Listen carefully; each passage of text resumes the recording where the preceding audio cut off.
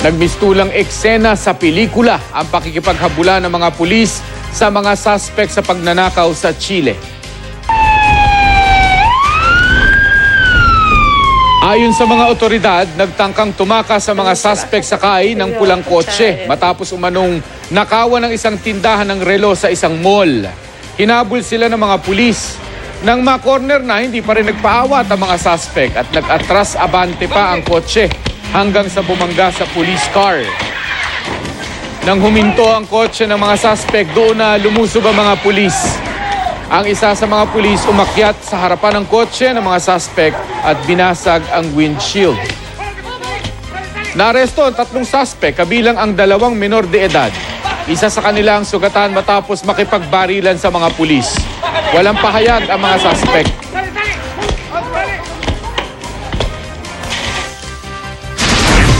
Mariing kinondena ng Philippine Animal Welfare Society ang karahasan laban sa ilang hayop na makikita sa ilang viral video sa social media.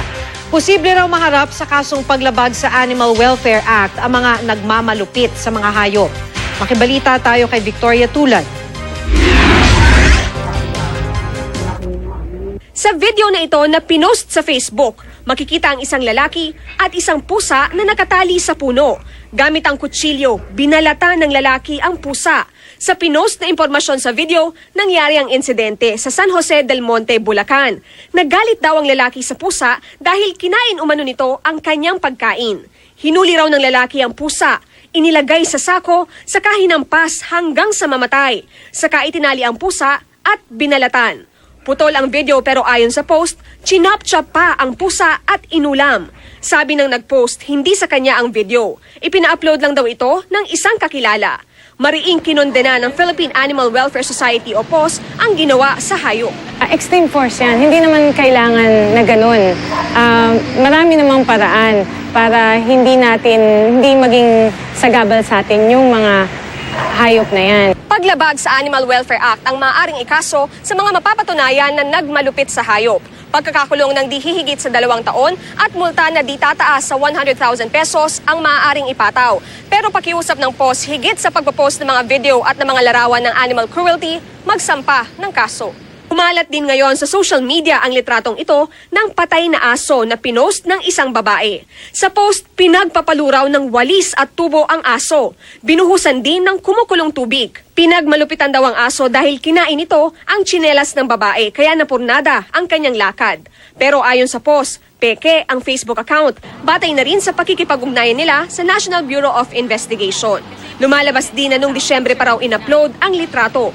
Paalala ng post, Kapag nakakita sila ng cruelty post, kung hindi nila alam kung saan nanggaling for sure, wag na nating ipa-viral. Kasi lalo lang natutuwa yung mga gumagawa nito.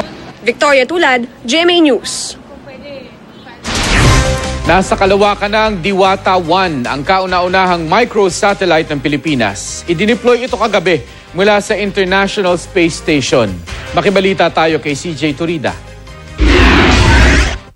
Pasado alas 7 ng gabi kagabi, oras sa Pilipinas, nang i-deploy sa kalawakan ang kauna-unahang microsatellite ng bansa, ang Diwata 1. Mayroon itong high-precision telescope, multispectral imager at wide-field camera na kayang kumuha ng imahe ng weather patterns at land at water resources ng Pilipinas. Magkatutulong daw ang mga imaheng ito sa pag-aaral ng mga eksperto tungkol sa panahon at mga kalamidad. March 23 nang i-launch mula sa Cape Canaveral sa Florida ang Diwata 1 na karga ng Orbital Cygnus cargo ship papunta sa International Space Station. Ang Diwata 1 ay proyekto ng Department of Science and Technology at ng ilang departamento ng University of the Philippines sa pakikipagtulungan ng 2 universities sa Japan. Plano naman ng kumpanyang SpaceX na magpadala sa Mars sa 2018 ng isang unmanned Dragon spacecraft na tinatawag na Dragon 2. Dinisenyo raw ang Dragon 2 para makalapag sa anumang bahagi ng solar system. Layon daw ng programa na makagawa ng teknolohiyang kakailanganin para makapagpadala ng tao sa Mars. Nagkunan naman ng National Aeronautics and Space Administration ang solar flare na naganap noong April 17. Kuha ito sa isang active region sa kanang bahagi ng araw. Ang mga sinasabing active region ay ang bahagi ng araw kung saan may matinding magnetism. Ang solar flare ay ang malalakas na pagbugso ng radiation. Hindi naman daw direktang naaapektuhan ng radiation na ito ang mga tao sa mundo. Pero, naaapektuhan ito ang layer sa atmosphere ng Earth kung saan dumadaloy ang GPS at communication signals. CJ Torida, GMA News.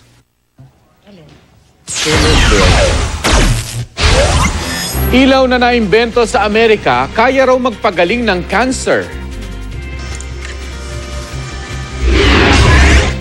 At ang pabilisan sa paggawa ng basket at paghabol sa mga biik.